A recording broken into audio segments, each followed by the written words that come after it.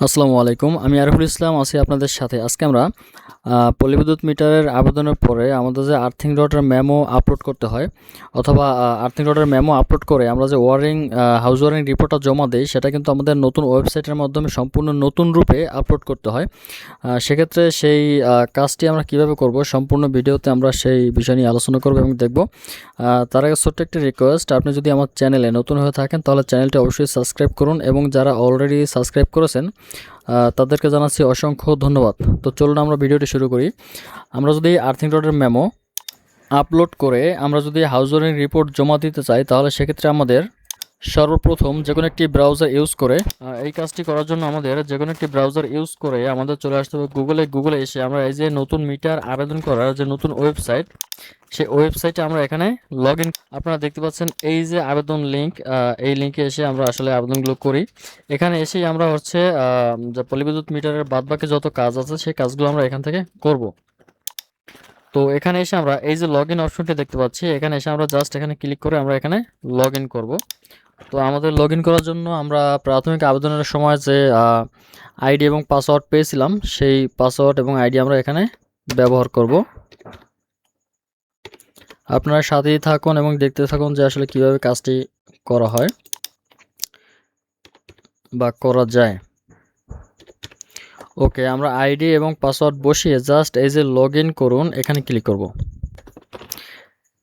এখানে ক্লিক করার পরে আমি দেখতে পাচ্ছি যে এখানে একটি আবেদন আসলে ড্রাফটে আছে, অর্থাৎ আপনি প্রাথমিক পর্যায়ে আবেদনটি করার সময় করার পরে কিন্তু আপনার আবেদনটি ড্রাফটে থাকবে, এবং আপনি যখন আর্থিং রডের মেমো দিয়ে যখন হাউস ওয়ারিং রিপোর্টটি জমা দিবেন, তখন কিন্তু আপনার আবেদনটি ফাইনাল সাবমিটের পর্যায়ে চলে যাবে। তো আমরা এখানে আসার পরে আমরা এই যে দেখতে পাচ্ছেন এডিটের একটি অপশন আছে, আমরা এখানে ক্লিক করব। এখানে ক্লিক করার পরে আপনি দেখতে পাচ্ছেন যে পুনরায় কিন্তু আবেদনটি আপনার কাছে শো করবে। শো করার পরে আপনার এখান থেকে করবেন কি, একটু নিচের দিকে এসে আপনি একটু নিচের দিকে স্ক্রল ডাউন করে আপনি যে ওয়ারিংয়ের তথ্য দেখতে পাচ্ছেন, এখানে ওয়ারিংয়ের তথ্য নামে একটি বিষয় আমরা দেখতে পাচ্ছি। এখান থেকে কয়েকটি অপশন আমরা দেখতে পাচ্ছি যে হাউস ওয়ারিং সম্পন্ন হয়েছে, গ্রাউন্ডিং রডের মেমো নম্বর এবং মেমো সংযুক্তি।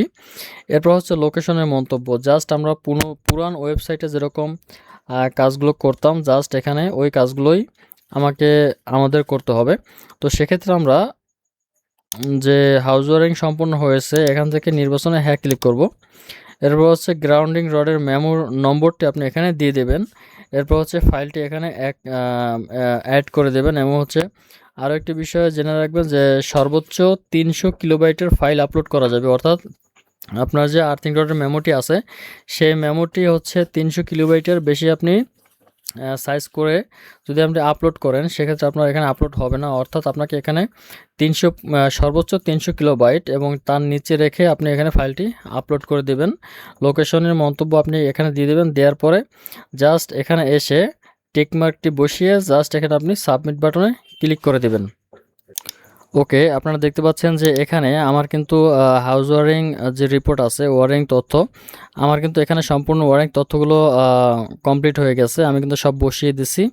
আমার দেখতে পাচ্ছেন ফাইলটি যখন অ্যাড করলাম, আপনারা দেখতে পাচ্ছেন আমি যখন ফাইলটি অ্যাড করলাম তখন কিন্তু আমার এখানে আর্থিং রডের মেমোটি অটোমেটিকলি অ্যাড হয়ে গেছে।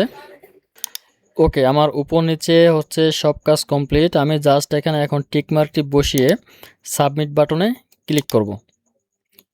ওকে, এখানে একটি নোটিশ দিছে আমাকে যে আপনি কি আবেদনটি জমা দিতে চান? ইয়েস, আমি অবশ্যই জমা দিতে চাই। সেক্ষেত্রে আমাকে এখানে হ্যাঁ বাটনে ক্লিক করতে হবে। ওকে, আপনারা দেখতে পাচ্ছেন আমি যখন হ্যাঁ বাটনে ক্লিক করলাম সাথে সাথে কিন্তু আমার আবেদনটি সাবমিট হয়ে গেছে। প্লাস হচ্ছে আমার কিন্তু আসলে আবেদন যে ফি, সেই ফি কিন্তু আমার এখনও পর্যন্ত জমা হয়নি। ঠিক আছে, আমরা যখন আবেদন ফি জমা করব তখন কিন্তু আমাদের এই আবেদন ফিটি পেমেন্ট হয়ে যাবে। তো এই ছিল মূলত আসলে হাউজিং রিপোর্ট জমা দেওয়ার নতুন নিয়মে, নতুন ওয়েবসাইটে নতুন নিয়মে নতুন নিয়ম। আপনারা যদি এই নিয়মে আবেদন করতে চান, বা আপনারা যারা নতুন নিয়মে আবেদন করবেন, তাদের ক্ষেত্রে এই ছিল আসলে হাউস ওয়ারিং জমা দেওয়ার নিয়মাবলী। ভিডিওটি ভালো লাগলে অবশ্যই লাইক করবেন, কমেন্ট করবেন এবং শেয়ার করে দেবেন। চ্যানেলটি অবশ্যই সাবস্ক্রাইব করে রাখবেন। ধন্যবাদ সবাইকে। আসসালামু আলাইকুম।